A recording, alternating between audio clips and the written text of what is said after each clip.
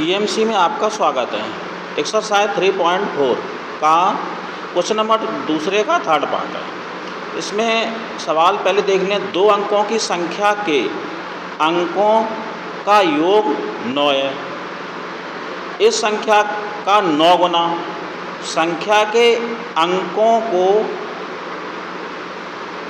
पलटने से बनी संख्या का 2 गुना है, वह संख्या ज्ञात कीजिए।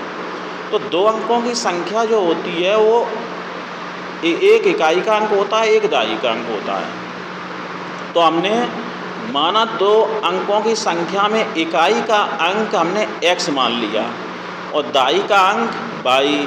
तो संख्या क्या बन जाएगी? तो संख्या बराबर इकाई पहले लिखा जाता है प्लस दाई में 10 का गुणा अगर सैकड़ा होता 3 अंकी तो 100 z हो जाता। तो यहाँ दाई पे 10 का गुणा यानी x प्लस 10y। तो ये संख्या हो गई। अब फर्स्ट कंडीशन से अंकों का योग, अंक एक इकाई और दाई योग कितना है? 9। तो एक तो कंडीशन से ये बन गई आपका समीकरण। सेकंड कंडीशन है यानी संख्या का 9 गुना, संख्या आपकी ये है, इसमें 9 का गुणा किया बराबर ये संख्या के अंकों को उलट दिया तो 2 गुने के बराबर है, तो इसमें 2 का गुणा कर दिया। ये सेकंड कंडीशन दी गई है। अब इसको समीकरण बनाए, 9 का अंदर गुणा करो, 90y प्लस 9x बराबर 20x प्लस 2y। अब पक्षांतर करेंगे तो हमने ये जैसा का तैसा लिख दिया, ये 9 उधर पहुँच गया 90y और 9x। तो माइनस के 9x माइनस 90y बराबर 0। तो देखिए इधर 20x में से 9x 11x बचे। यहाँ 90 माइनस के 2 प्लस के तो माइनस के 88y बराबर 0। अब इसमें 11 कॉमन लेके काट लो तो x माइनस 8y बराबर 0 समीकरण 2 हो गया। अब इन दोनों समीकरण को हमें हल करना है। तो कर लो समीकरण, यहाँ x है यहाँ भी x है तो घटा लो। तो समीकरण 1 से समीकरण 2 घटाने पर तो x प्लस वाई बराबर 9, x माइनस 8y बराबर 0। घटाने में चिन्ह बदल गए तो ये कैंसिल हुआ, ये चिन्ह 9y बराबर इधर 9 तो y बराबर 1 आ गया। ये y की वैल्यू 1 में रख दो, y की जगह तो x आ जाएगा, 8 आएगा x। तो रखो y, ये y का मान समीकरण 1 में रखने पर तो x प्लस y की जगह है कितना? 1 बराबर 9 तो x बराबर 8। अब ये x और y की वैल्यू संख्या हमारी कहाँ थी? ये इसमें रख दो तो आपकी संख्या आ जाएगी। x की जगह आपका है 8 और y की जगह है 1। तो रखो ये संख्या है, x जगह 8 y की जगह 10 गुणे 1 यानी 10 प्लस 8 बराबर 18। आपकी संख्या यही हो गई, यही आंसर हो गया। अब देखिए सवाल नंबर आपका दूसरे का चौथा पार्ट है। इसमें क्या है? मीना 2000 रुपये निकालने बैंक गई। उसने खजांची से 50 रुपये और 100 रुपये के नोट देने को कहा। मीना कुल 25 नोट प्राप्त किए। मीना ने कुल कितने? 25 नोट प्राप्त किए।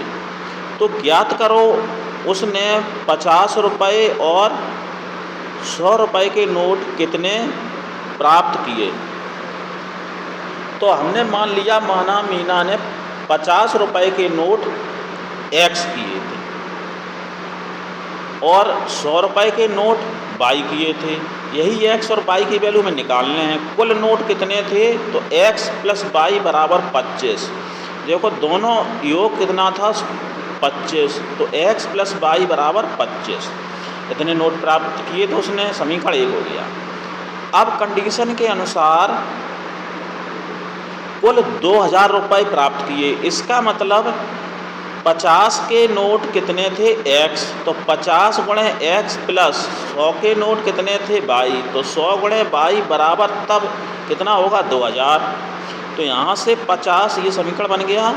तो 50 कॉमन लिया तो x प्लस 2y बराबर 2000। 1 0 से 0 कैंसिल, x प्लस 2y बराबर 40। समीकरण 1 ये है और 1 2, इन दोनों को हल करना है। तो हम इसमें भी समीकरण 2 से 1 घटा रहे हैं, 1 से 2 भी घटा सकते हैं।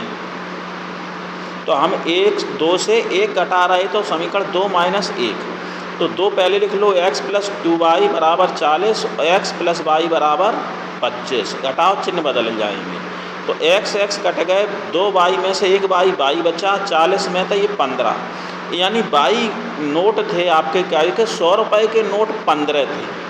ये y का मान समीकरण 1 में रख दो, ये y का मान समीकरण 1 में रखने पर तो 1 में रखेंगे तो देखो कितना हुआ, x प्लस 15 रख दिया बराबर 25, तो x बराबर 10।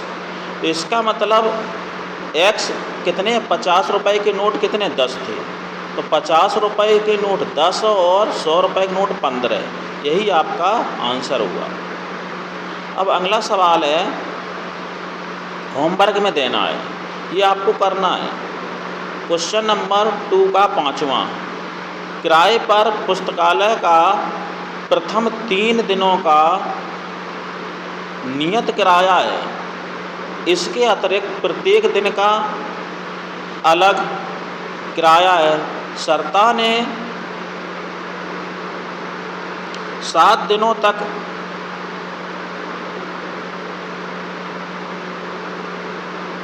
रखने पर 27 रुपये अदा किए तथा सुशी ने 5 दिनों तक रखने पर 21 रुपये।